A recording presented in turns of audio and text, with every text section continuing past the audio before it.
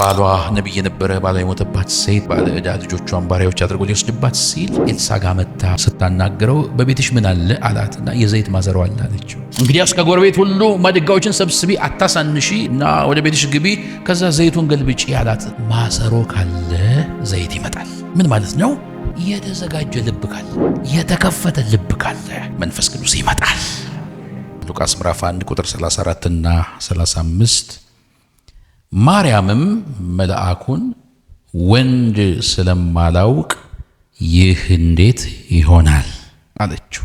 መልአኩም መልሶ እንዲህ አላት፣ መንፈስ ቅዱስ ባንቺ ላይ ይመጣል፣ የልዑልም ኃይል ይጸልልሻል።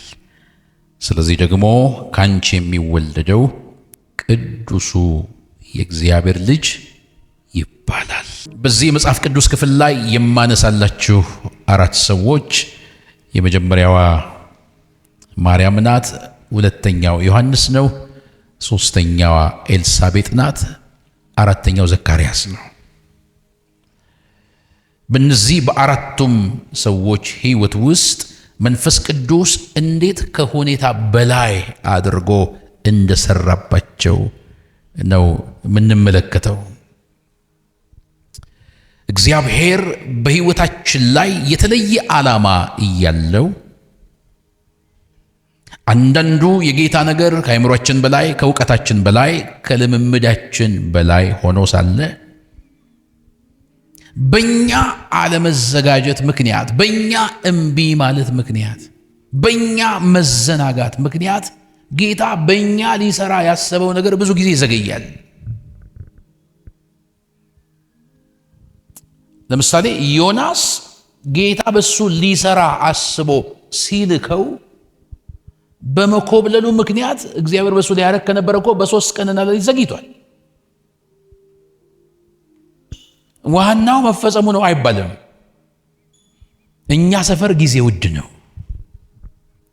ተቆጥሮ የተሰጠን እድሜ ነው ያለን። እንደፈለግን በሆነ ነገር የምናባዛው እድሜ የለንም። የተሰጠን እድሜ ራሱ አንድም እንደው ለእንቅልፍ ራሱ ጊዜ ሳንወስድ ብናገለግልበት ራሱ አይበቃም። ስለዚህ ሁኔታዎችን አይተን አይሆንም እያልን ስንዘገይ ከእግዚአብሔር ሐሳብ እንጎላለን። ጌታ ስሩ ካለው በላይ ልስራባችሁ ነው ያለው። የመፍቀድ ጉዳይ ነው። ጌታን የማመን ጉዳይ ነው። አንዳንድ ጊዜ ከጌታ ይልቅ ራሳችን ምናምን እንመስላለን። ኧረ ጌታ ሆይ እንዴት ይሆናል ስንል ራሳችን እንደማንችል ስለምናቅ ነው። ይህን አርግ ብሎ ጌታ ሲያዘን ጌታ ሆይ እኔ አልችልም ስንል አንተ አትችልም እያልነው ነው። ስለ ማርያም ልንገራችሁ ዛሬ።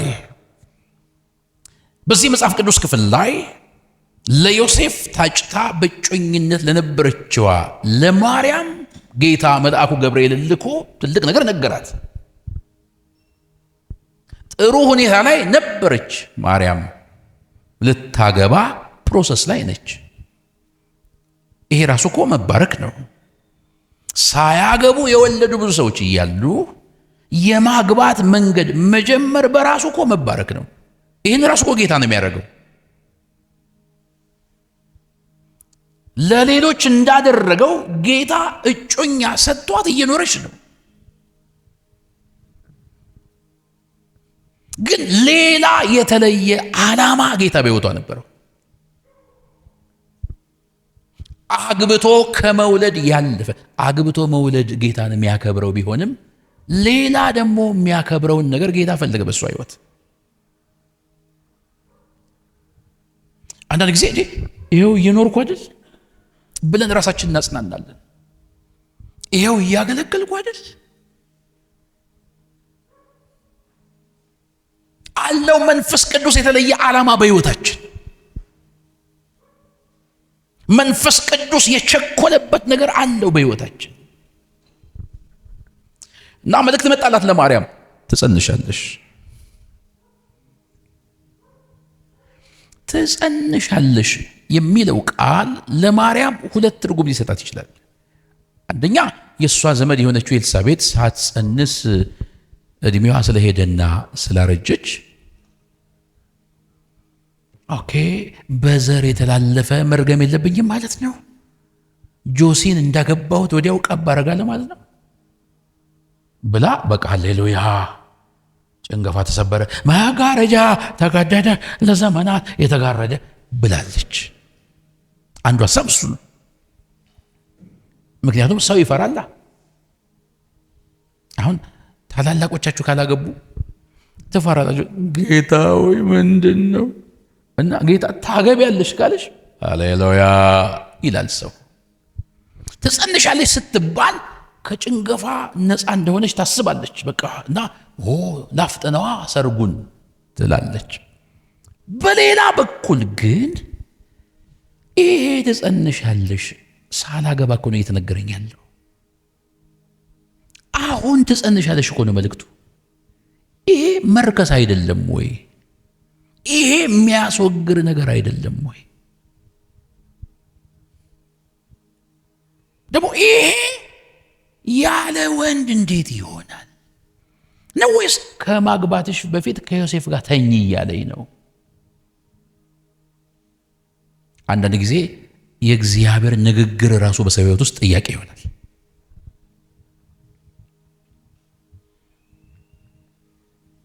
አሁን ለምሳሌ የሆነ ጊዜ ላይ ጌታ ሙሉ ጊዜህን አትስጥ አለኝ። አሁን ይላል አይገርምም? አንዳንዱ ነገር ጌታ ሚል አይመስልንም፣ ሚሆን አይመስልንም። ትጸንሻለሽ፣ ግራ ገባት፣ የራሷ ሁኔታ አየች፣ ወንድ አላቅም፣ ከጋብቻ በፊት ደግሞ ምንም ነገር ማድረግ አልተፈቀደም። የሆነ ነገር አድርጌ ብጸንስ መወገር ነው የሚገጥመኝ እንጂ ትጸንሻለሽ፣ ወንድ ልጅ ትወልጃለሽ፣ ስሙን ኢየሱስ ትይዋለሽ የሚለው ቃል አይፈጸምብኝም ብላ አሰበች። ሁኔታዋን አይታ ከዮሴፍ የሚሻል መልእክት እኮ ነው የመጣላት። ከዮሴፍ ብትወልድ ለእሷና ለሌላው ቤተሰብ የሚሆን ልጅ እንጂ ለዓለም ሁሉ የሚሆን ልጅ አትወልድም።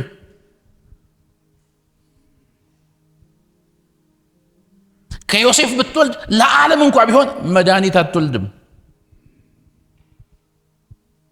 ጌታ ለአእምሮ በማይመች መንገድ ውስጥ እንድታልፍ የፈቀደው ሊያልቃት ስለፈለገ ነው።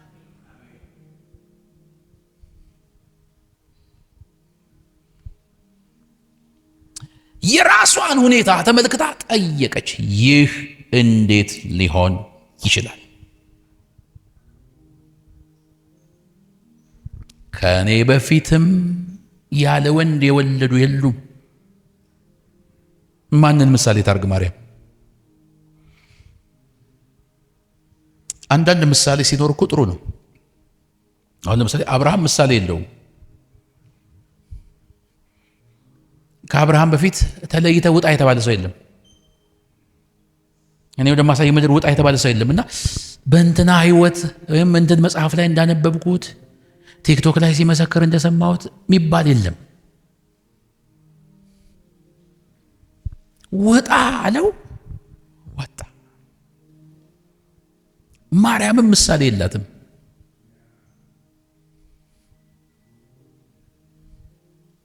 በእንትና እንደሆነው ማለት አትችልም።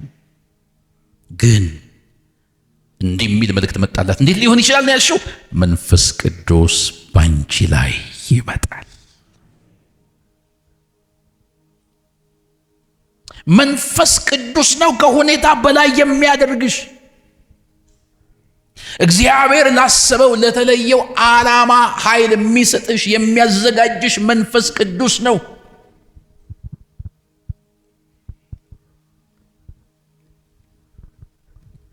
እንጂ ጠዋት ጠዋት በባዶ ሆዷ ለብ ያለ ውሃ በሎሚ ብትጠጣ ያለ ወንድ ትጸንሳለች? አትጸንስም። መንፈስ ቅዱስ እስቲ መንፈስ ቅዱስ በሉ ባካችሁ፣ ደግሞና መንፈስ ቅዱስ እግዚአብሔር እየፈለገን የሆነ ነገር ሊሰራብን እየመከረ ሰበቦቻችን ብዙ ናቸው። ልክ ነን እኮ በእኛ አንችልም፣ በሁኔታችን አንችልም፣ በልምምዳችን አንችልም። በመንፈስ ቅዱስ ግን እንችላለን።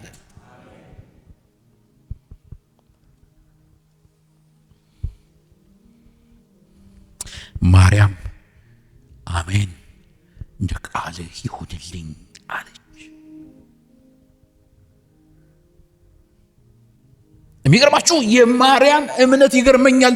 ምክንያቱም የጌታ መልአክ ምሳሌ የሰጣት ራሱ ዘመዷን ኤልሳቤጥ ነው። ዘመድሽ ኤልሳቤጥ አሁን ጸንሳለች። ምን ያገናኛቸዋል? አንደኛ ከወንድ ነው የጸነሰችው ኤልሳቤጥ።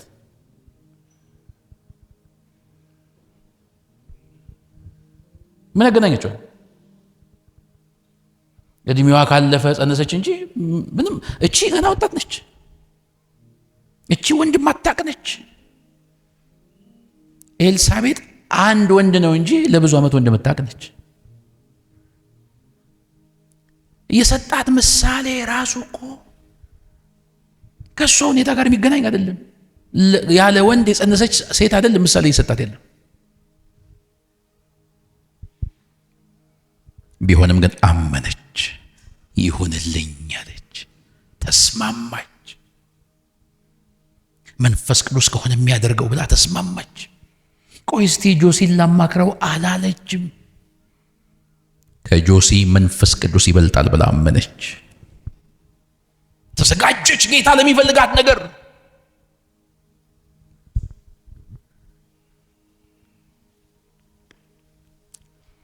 ይሁንልኝ ስትል ወዲያው ጸነሰች። ጀመረ መንፈስ ቅዱስ ስራውን በሷ ላይ። ሃሌሉያ። ማመን ብቻ ነበር የሚጠበቅባት፣ ልቧን መክፈት ብቻ ነበር የሚጠበቅባት። በቃ ጀመረ መንፈስ ቅዱስ። ታስታውሱ የለ ሁለተኛ ነገሥት ምዕራፍ 3 ላይ ባሏ ነቢይ የነበረ ባሏ የሞተባት ሴት ባለ ዕዳ ልጆቿን ባሪያዎች አድርጎ ሊወስድባት ሲል ኤልሳ ጋር መታ ስታናገረው በቤትሽ ምን አለ አላትና የዘይት ማሰሮ አለ አለችው። እንግዲያስ ከጎረቤት ሁሉ ማድጋዎችን ሰብስቢ፣ አታሳንሺ እና ወደ ቤትሽ ግቢ፣ ከዛ ዘይቱን ገልብጪ አላት። የትኛውን ዘይት እንደሚላት አይታወቅም። ዘይት እኮ የለም፣ የዘይት ማሰሮ ነው ያለው። ግን ማሰሮ ካለ ዘይት ይመጣል። ምን ማለት ነው? የተዘጋጀ ልብ ካለ፣ የተከፈተ ልብ ካለ መንፈስ ቅዱስ ይመጣል። አለበለዚያ አይሆንም። ከሆኑ ዓመታት በፊት ሐዋሳ ሙሉ ወንጌል ቸርች እያገለገልኩ የመጨረሻ ቀን ነው፣ እሁድ ከሰዓት በኋላ ባለኝ አገልግሎት ነው እና አገለግላለሁ። እየሰበኩ በውስጤ ምቃተትበት ነገር አለ። ምቃተትበት ነገር በነበሩ ፕሮግራሞች ጌታ በጎ ነገሮች አድርጎ ነበረ የመጣው። እንደ ከተማ የመጡ አንዳንድ ትንቢቶች እዛው ጉባኤ መሀል እያለን ተፈጽመው ነበር። እንደዚህና አንዳንዴ ይታወቃችኋል አይደል? የሰው አይን የሰው ልብ እናንተ ላይ ሲሆን ይታወቃችኋል። እና እሱ ደግሞ አደጋ ነው። እና የመጨረሻው እንትን ላይ በቃ እንደዛ አይነት ነገር ተሰማኝ፣ ተረዳው። የብዙዎች ልብ እኔ ላይ እንደሆነ ተረዳውና ሊያስበሉኝ ነው እንደነዚህ ያልኩ እና እየሰበኩ እቃትታለሁ። ጌታ ሆይ እላለሁ፣ እንዴት አድርጌ ነው አይናቸው ወደ አንተ እንዲያነሱ ማድረገው? ጌታ ሆይ እያልኩ እየቃተትኩ ሰብካለሁ። መድረክ ጥዬ መውረድ መፍትሄ አይሆንም። ጌታ ውረድ ካላለኝ፣ ጌታ በሚያመለክተኝ መንገድ ነው ሊከብር የሚችለው። እና እየቃተትኩ እየሰበኩ ያለሁ ጌታ አንድ ምልክት ሰጠኝ። የ5 ዓመት ሴት ልጅ ያለቻትን እናት ጠራኋትና ልጅሽን ይዘሻት ነይ አልኩ። እና እንደዛ በል ብሎኝ ጌታና መጣች ይዛት። ጌታ ምን ሊያደርግ እንደሆነ አላወቅኩም፣ ግን ጥራ ስላለኝ ብቻ ጠራው። ከመጣች በኋላ ከዚህ በኋላ ለሕዝቡ የምትጸልየው እቺ ሕፃን ነች አይለኝም። ቀድሞ ቢለኝ አልጠራትም ነበር።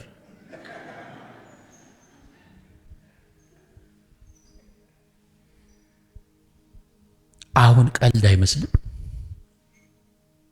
እንደው ሁኔታውን ስናየው ዝም ብለን ስናስበው ስናሰላስለው ዝም ብሎ ሹፈት አይመስልም እንዴ? ጌታ ሆይ ሕዝቡ አይኑን ከኔ ላይ አንስቶ ወደ አንተ እንዲያደርግ ምን ላድርግ ብየው ጌታ ይሄን ምልክት ከሰጠኝ ታዲያ ምን ፈለግኩ? እኔ ግን በኢየሱስ ስም አልኩ። እሷ ልጅ ምጸልየው ወጌታ መንፈስ ቅዱስ ከሁኔታ በላይ ነው። ምንም ማድረግ አልችልም። አንዴ ጠርቻታለሁ። ሌላ ነገር ልዘባርቅ አልችልም። ባልጠራት ጥሩ ነበር፣ ግን ጠራዋት። የኔኑ ጸሎት ሰምቶ ነው ጌታ መልእክት የሰጠኝ። አንዳንድ ጊዜ ታውቃላችሁ ጸልየን ጌታ መልሱን ሲያመጣ አናምንም። በእጄ ሙታን ይነሳ ምናምን ነገር ብለን አሁን አስከሬን ቢመጣ እጅ እንጭን ይሆን? እንፈራለን። ከዛ ፓስተሩን እቀፋት አልኩት። የ5 ዓመት ሕፃኗን እና አቀፋት። ከዚህ በኋላ የምትጸልየው እሷ ናት ብሎኛል ጌታ አልኩ።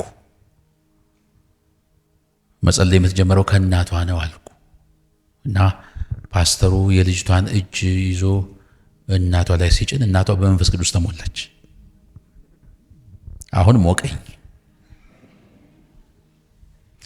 ሳያዩ የሚያምኑ ብፁዓን ናቸው፣ እኔ ግን አይቼ ነው ያመንኩት። ከዛ ሞቀኝ በጣም። የታመማችሁ ነው አልኩ። ልጅቷ እኮ ወሬ እያየች ነው። ሄሊፖፕ ይዛ ነበር ይመስለኛል ካልተሳሳትኩ። ግን በሄሊፖፕ መንፈስ አልነበረችም፣ በጌታ መንፈስ ነበረች። የታመሙ ሰዎች ላይ ፓስተሩ እጇን ይዞ የሚጭነው እና ይፈወሱ ነበር። በመሃል እድል አገኘው። አያችሁ፣ ሰራተኛው እኔ አይደለሁም፣ ጌታ ነው የሚሰራው። ስለዚህ ክብር ለማን ነው የሚገባው? ለመንፈስ ቅዱስ። አንድ የቸርቿ አገልጋይ በልቡ ይሄ ድራማ ነው ሲል ሰማሁት እና ከጀርባ የነበረ ቆሞ ዞሬ እና አልኩት፣ እስቲ ተጫነብህ አልኩት እና ስትጭንበት እንዴ የምር ነው እንዴ ብሎ ሄዶ ዘፋል።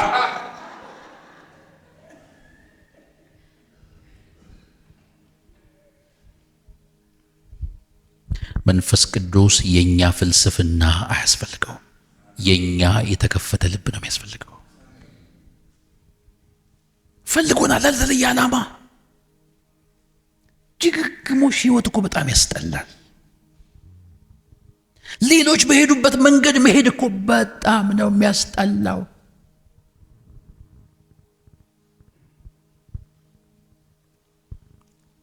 ማርያም ይሁንልኝ አለች። ሆነላታ።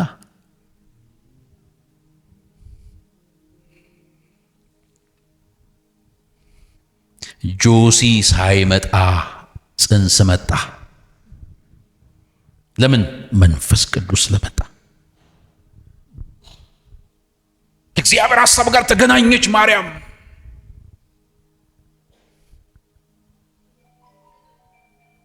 ሌሎች በሄዱበት ተመሳሳይ መንገድ ከመሄድ ይልቅ ጌታ ባላት መንገድ መሄድ ጀመረች። ያስቻላት መንፈስ ቅዱስ ነው።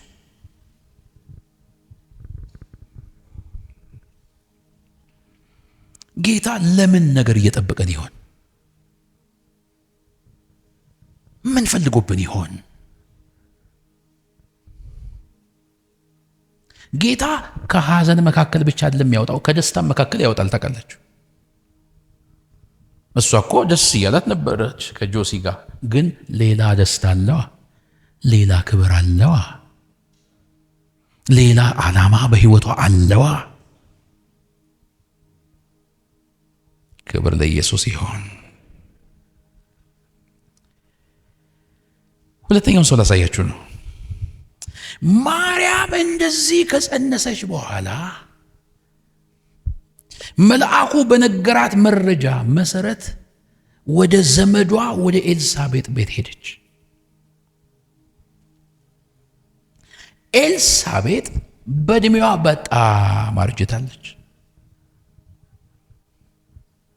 ባረጀችበትና ራሷን መሸከም በማትችልበት አጥንቷ በደከመበት በምርኩዝ በምትሄድበት እድሜ ላይ መልእክት ግን መጥቷል፣ እንደምትጸንስ የሚናገር አይደለም። ሌላ ሸክም ለመሸከም ራሷንም መሸከም የማትችልበት እድሜ ላይ ነበረች። አንዳንድ ጌታ ሲያሸክም ደስ አይልም? እኛ እኮ አንችልም ብቃት የለኝም እንላለን። ጌታ ሲያሸክም አሁን በምርኩዝ ለምትሄድ አሮጊት ታዝኑላታላችሁ እንጂ እንቅፋት ቢመታችሁ እንኳን ትደገፎታላችሁ? አትደገፎትም። ግን እንደምትጸንስ ተነገራት። ያውም እንግዲህ ጽንስ ተሸክማ 9 ወር ልትቆይ ነው።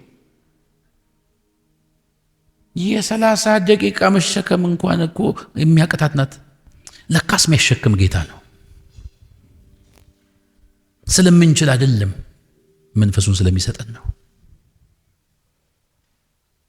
ምንም ማድረግ አልችልም የሚለውን ሰው ጌታ የቸርች መሪ ያደርገዋል። ንግግር አልችልም የሚለውን ሰው ነብይ ነው ይለዋል። የአባቶቻችን መንገድ በሙሉ የሚችሉት ሳይሆን የማይችሉት ነበር።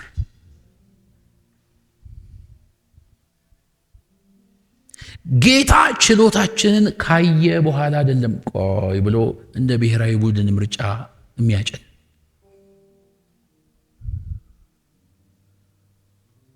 ጌታ ፕሮግራሙን የሚጨርሰው የራሱ አእምሮ ውስጥ ነው።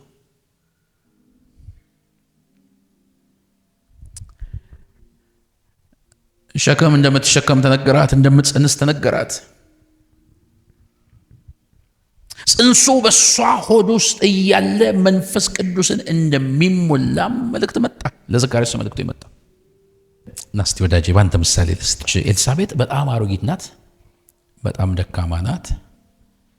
ሸክም እየተጫነባት ነው ያለው። እንዴት ብላ እንደምትሄድ አስቡ፣ እንዴት ብላ እንደምትራመድ አስቡ፣ እንዴት ብላ እንደምትናገር ራሱ አስቡ። አሁን ለምሳሌ ወንድሜ እኔ በቃ ወጣት እንግዲህ በጣም ስፖርት መሰራ ምናምን እንደ ሴዶ ነኝ ልበል። ሴዶ ነጠቁም እና እንደዛ ሆኜ ሰላም ልልብ መጣ። እንዴት ነው ሰላም የምትለኝ? በቃ ጠንካራ ሰው ነኝ ምናምን ነገር ሰላም የምትለኝ እንዴት ነው? ሰላም አትለኝ። ቦክስ የለውም እኮ እና እንትን ብለህ አንተ ጎረምሳ ሰው ሲመጣ በደንብ ሰላም ትላለህ አይደል? አንቀር ብለህ ሰላም ትላለህ። እኔ ሼባ በሆንስ ለምርኩዝ እንደዚህ ብዬ እንደዚህ ያልኩ በመጣ እንዴት ነው ሰላም የምትለኝ አይደል? እንደኔው ቀስስ ብለህ ሰላም የምትለኛል። ልትጨብጠኝ ሁሉ ትፈራለህ። እንደዚህ ነው እጅህ ራሱ አይጨብጠኝም። ለምን ስብር ምን ይመስልሃል? አንተ እኮ አንተ ነህ። አንተ እኮ ይህንን ጠንካራ ነው ያለው። ግን ወጣት ሰውን ጠንካራ ትላለህ። ደግሞ ድቅድቅ ስል ደግሞ በቃ በእኔው ነገር ትገደባለህ አይደል? ተባረክ። አሁን ሰው ራሱ ሃሌሉያ ምናምን ነገር ብሎ በልሳን ሲንበለበል ቆይቶ ምናምን ብሎ ከዛ ደግሞ ጭር ያለ በመንፈስ ቅዱስ እንቅስቃሴ ማያምን ጉባኤ ማጋጋጥ ደግሞ ሲገባ ምን ይሆናል? እንደ ጉባኤው ይላል። ሁኔታ ሰውን የመገደብ አቅም አለ። ኤልሳቤጥ በጣም ድክም ያለች ናት። ጸንሳለች። ከጸነሰች በኋላ ለ5 ወር ራሷን ሸሽጋለች። አሁን 6ኛ ወሯ ላይ ነች። 6 ወር ሙሉ ጽንሱ ምንም አይነት እንቅስቃሴ የለው፣ ምንም አይነት ዝላይ የለው፣ ተገድቧል በኤልሳቤጥ። እዚህ 6ኛ ወሯ ላይ በመንፈስ የተሞላችው ማርያም ኤልሳቤጥ ቤት መጣ ስትሰልማት ሰላምታ ስታቀርብላት ለ6 ወር በኤልሳቤጥ ማንነት ተገድቦ ጸጥ ብሎ የነበረው ጽንስ ዘለለ።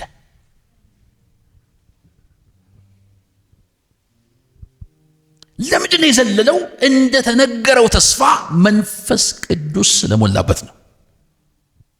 የኤልሳቤጥ ሁኔታ ስለተቀየረ አይደለም። አልተቀየረም እኮ የኤልሳቤጥ ሁኔታ። እንደውም ከወር ወር እየደከመች የምትመጣው ነፍሰ ጡር ሴት 6 ወር ላይ ትደክማለች። ድካሟ እየጨመረ በመጣ ሰዓት መንፈስ ቅዱስ ግን አዘለለው። ከሁኔታ በላይ ያደረገው፣ ከለመደው ካለፈው 6 ወር ታሪክ በላይ ያደረገው፣ ከሚኖርባት ከኤልሳቤጥ ድካም በላይ ያደረገው መንፈስ ቅዱስ።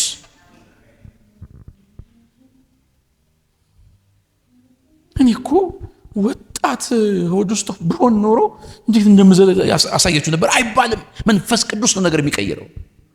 መንፈስ ቅዱስ ነው ከሁኔታ በላይ የሚያደርገው። መንፈስ ቅዱስ ነው ከትላንትናው ልምምድ በላይ የሚያደርገው። እዚህ ጮህና መንፈስ ቅዱስ በሉ ባካችሁ። ኤልሳቤጥ አይደለችም የዘለለችው፣ ጽንሱን የዘለለው። ለምን? መንፈስ ቅዱስ ሞላበት። የትኛውንም እንቅስቃሴ የምትገድብ ነበረች እሷ። መንፈስ ቅዱስ ግን አዘለለው።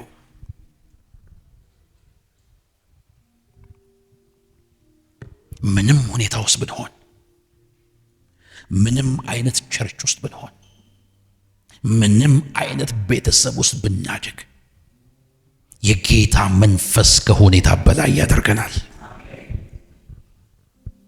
ሃሌሉያ።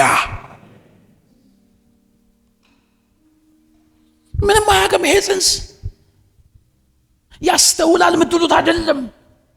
ሳያውቅ መንፈስ ቅዱስ ሞላበት። ክብር ለኢየሱስ ይሆን።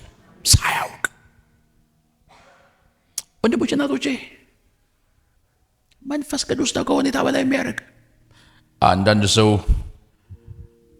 እንደ ኤልሳቤጥ ያለሁባት ቸርች ደካማ ናት፣ አርጅታለች፣ አታሳድግም፣ በውስጥ ያለው ጸጋ አታነሳሳም ሊል ይችላል።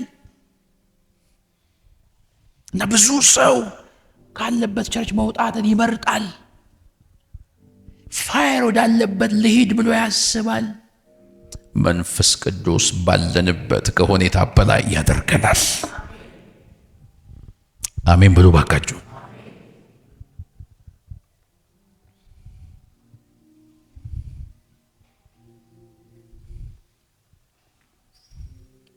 ቦታውን አልነግራችሁም። አንድ ቦታ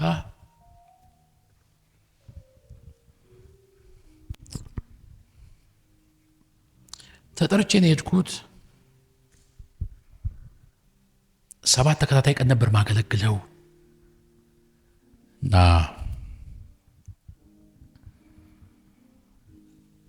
በነቢያት አገልግሎት ለካስ አያምኑም። ለምን እንደጠሩኝ አላውቅም። ግን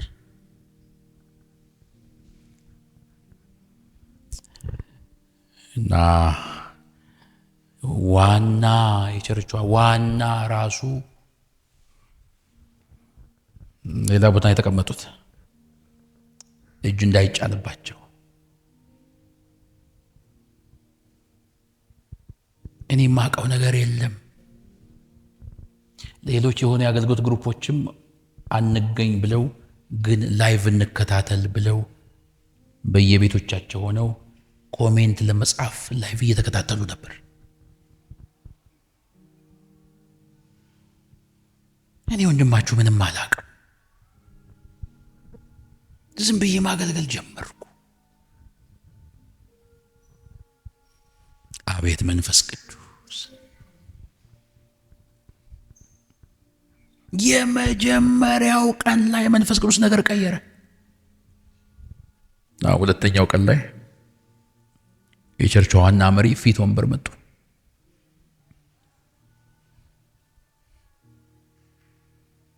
የሆነ የአገልግሎት ግሩፕ ያልኳችሁ የዛ መሪ የሆነ ሰው መቶ ይቅርታ አለኝ።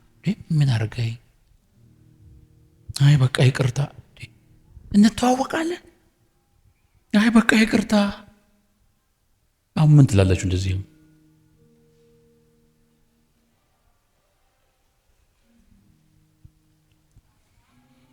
አድመን አያቁኝም እኮ አይተውኝ አያቁም እኮ ግን በቃ አንተን ሲጽፉ ከፊቱ ነብይ የሚል ጽፈውበት በቃ ከዛ ነው ግራ የገባቸው።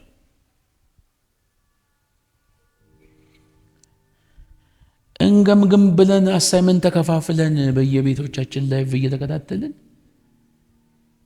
ልንገመግም ልንጽፍ ደብተር ገልጠን ግን ማልቀስ ነው ያዝነው። እና ይቅርታውን ሁላችንም መተናል። አፉ በለን አሉ።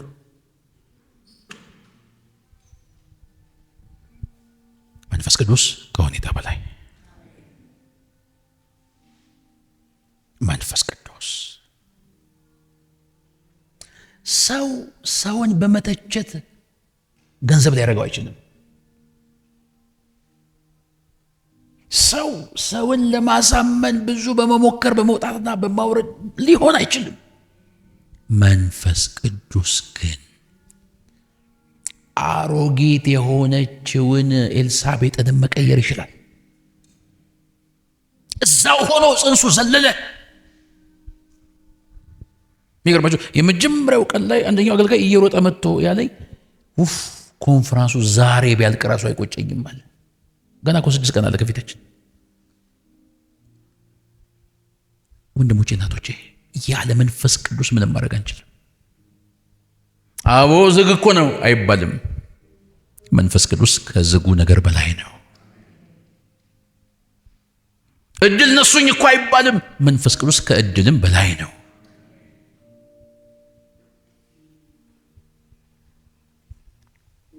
ዘለለ። ይህ ብቻ መሰላችሁ? ሶስተኛዋ ሴት ኤልሳቤጥ ነች። ጽንሱ ሲዘል፣ ይህን አያይዤ መናገር ፈልጌ፣ ጽንሱ ሲዘል በኤልሳቤጥም መንፈስ ቅዱስ ሞላባት። የጽንሱ በመንፈስ ቅዱስ መሞላትና መዝለል ኤልሳቤጥንም ቀየራት እና በታላቅ ድምፅ ጮሃ እንዲህ አለች ይላል። ያልነበራትን ማንነት እስኪሰጣት ድረስ፣ በታላቅ ድምፅ እስኪያስጮሃት ድረስ፣ ትንቢት እስኪያናግራት ድረስ መንፈስ ቅዱስ ሞላባት። መንፈስ ቅዱስ እንድትሞላ ምክንያቱ በውስጧ ያለው ጽንስ መዝለል ነው። በመንፈስ ቅዱስ ተሞልቶ መዝለሉ ነው። ባለንበት ሁኔታ ውስጥ ቸርቻችንን ከምንተች፣ የምናገለግልበትን ግሩፕ ከምንተች፣ ወንድሞቻችን እህቶቻችን ከምንተች፣ በመንፈስ ቅዱስ እየተሞላን አገልግሎታችን ብንቀጥል ቤተ ክርስቲያንን እንቀይራለን። ክብር ለኢየሱስ ይሆን። አንዳንድ ሰው አስተያየት በመስጠት ብቻ እየታጠረ ነው። አስተያየት ይሰጣል። የለምን እንዲህ አልሆነም ይላል። ወዳጄ እየተሞላ ቀጥል። ዝበልና እየተሞላ ቀጥል። ዝበለ ሻራ ባራራ በል፣ ተቀጣጠል፣ ተንበርከክና ወዴት ልትልከኝ ወደድክ ዛሬ ደግሞ ጌታ ሆይ በል። ጌታ እኮ ከሁኔታ በላይ ነው። ወንድሞቼ እናቶቼ፣ ኦ ክብር ለመንፈስ ቅዱስ ይሆን። እስቲ እጆቻችሁን አንሱ ባካችሁ። ጠልቄ መሄድ እፈልጋለሁ፣ የኔ እርካታ ያንተ ክብር ነው። ላይ ላዩን መሄድ ይቅርብኝና የስተም ሕይወቴ በህልውና፣ የስተም ሕይወቴ በህልውና። መንፈስ ቅዱስ መንፈስ ቅዱስ ሙላይ ተቆጣጠረኝ፣ ሌላ ሕይወት አይኑረኝ፣ ሙላኝ ተቆጣጠረኝ። ሌላ ሕይወት አይኑረኝ፣ ሙላኝ ኦ ሌላ ሙላኝ።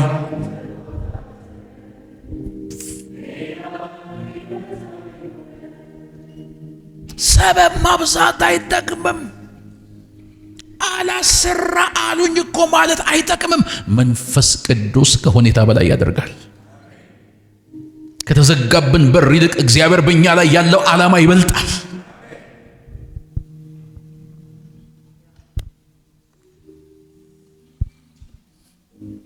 አይገርማችሁም? በመንፈስ ቅዱስ ተሞልታ ኤልሳቤጥ መልእክት መናገር ጀመረች እኮ። ለማርያም በቃ አፏ ተከፍቶ መናገር ጀመረች በታላቅ ድምፅ እየጮኸች። የአሮጊት አይመስልም ድምፁ። ጽንሱን እግዚአብሔር ይባርከው። ዘሎ ያዘለላት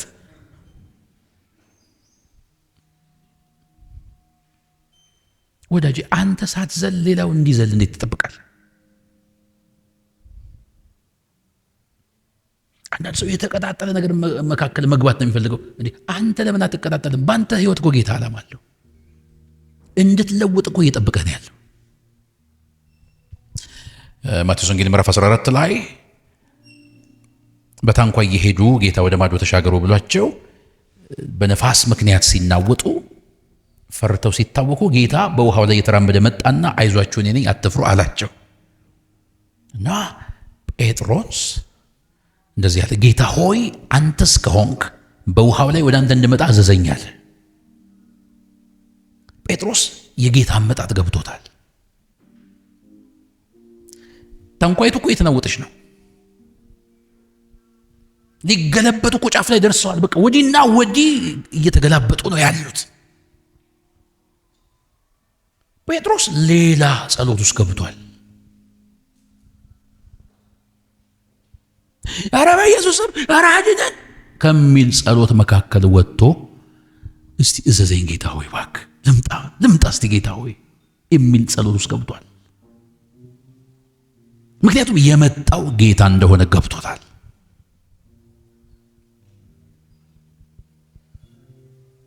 ና አለው ጌታም ደስ ሲል ና። ጴጥሮስ የውሸት ጸሎት አይደለም የሚጸልየው። ጌታ ሲያዘውም ወዲያው ወርዶ እኮ መሄድ ጀምሯል። ኧረ በኢየሱስም የምር ነው እንዴ አላለም። ምክንያቱም አብሮ እየተናወጠ ምናምን አንተ ዮሐንስ አማኝ ተመስል ነበር ትልቅ ሰው አለ እንዴ ምናምን ቢል ምን ዋጋ አለው?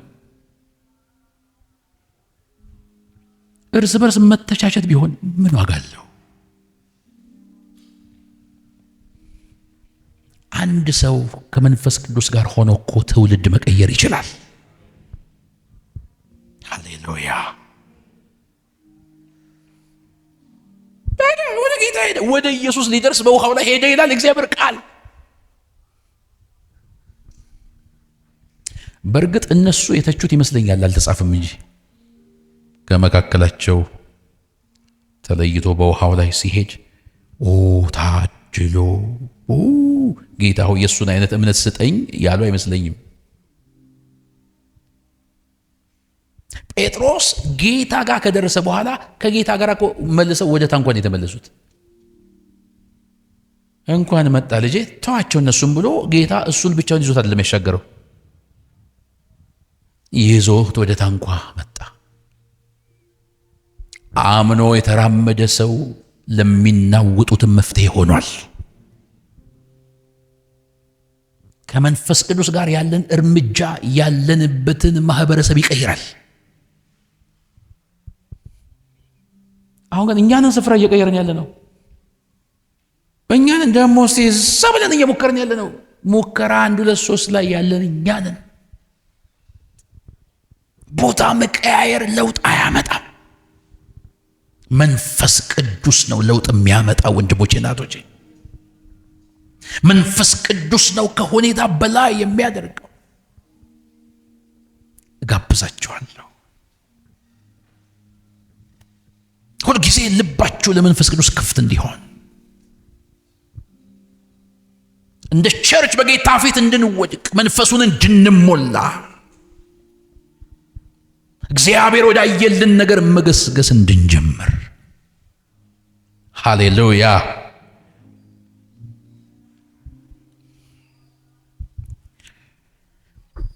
በኤልሳቤጥ አንደበት የተነገረውን የትንቢት ቃል በሰማች ጊዜ ማርያም ኦ አለች፣ ነፍሴ ጌታን ታከብረዋለች፣ መንፈሴም በአምላኬ በመድኃኒቴ ሐሴት ታደርጋለች። ብርቱ የሆነ እሱ ይህን ታላቅ ሥራ በእኔ አድርጓል፣ ስሙም ቅዱስ ነው።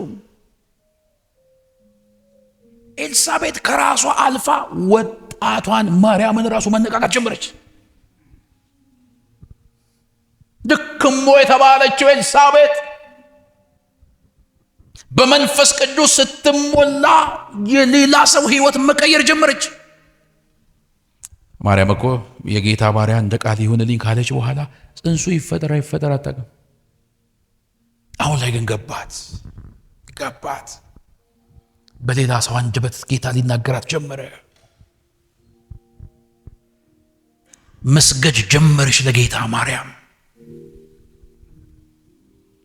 ይሄ ሁሉ የመንፈስ ቅዱስ ሥራ ነው።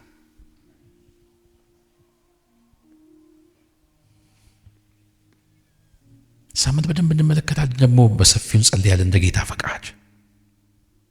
ጌታ በሕይወታችን የጀመረውን ነገር እንዳይቀጥል እንቅፋት የሆነበት እኛ ነን።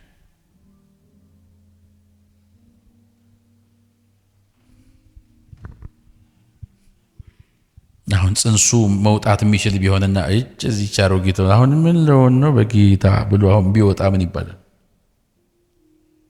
ግን እዛ ሆኖ ለውጥ አመጣ። ለምን ጌታ እንደሚያናግረኝ አላውቅም። ትልቅ ለውጥ፣ ትልቅ እሳት፣ ትልቅ ክብር በዚህ ቸርች ላይ ይሆናል። ትንቢት ነው የምናገረው። ያልጠበቃችሁት ነገር ይሆናል። በቦታችሁ ሆኖ ወንድሞች እናቶች ኦራፓራዲ ፌዲያስት ያልጠበቃችሁትን ነገር በማድረግ አሳፍራችኋለሁ በሊለኛል ጌታ አድቤር ኮሞሮዶ ኮቦሮዲ ባራ ፍረስታ ከራሞዲያስት በመንፈሴ አያለሁ። ምንም ሳትዘጋጅ ድንገት በመንገድ ላይ የሄደች የሙሽራ ልብስ የምትለብስ ሴት በመንፈሴ አያለሁ። እየሄደች መንገድ ላይ ጌታ ድንገት ወደዚህ ቤተክርስቲያን መጥቻለሁ፣ ነገር ስቀይር ታያላችሁ፣ አዲስ ነገር ሳደርግ ታያላችሁ፣ እጄን ከፍቻለሁ ይላል የሰራዊት ጌታ እግዚአብሔር። ጮህና መንፈስ ቅዱስ በሉ ባካችሁ። ምን እያለን ይሆን እየኖርን ያለ ነው? በተለያየ አገልግሎት ውስጥ የምታገለግሉ ወንድሞቼ እህቶቼ እንዴት እየኖርን ይሆን? አመለካከታችን ምን ይሆን? አንዳንዴ እኔ እንትና ያገኘውን እድል ሩቡን ባገኝ አሳየው ነበር ይላል። ወዳጆቼ ሆይ በመንፈስ ቅዱስ እንጂ በመናገኘው እድል አይሆንም። ብዙ እድል ስለተሰጠን አይደለም።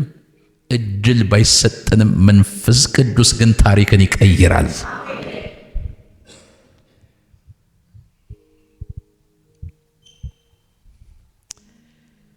ክብር ለኢየሱስ ይሁንለት።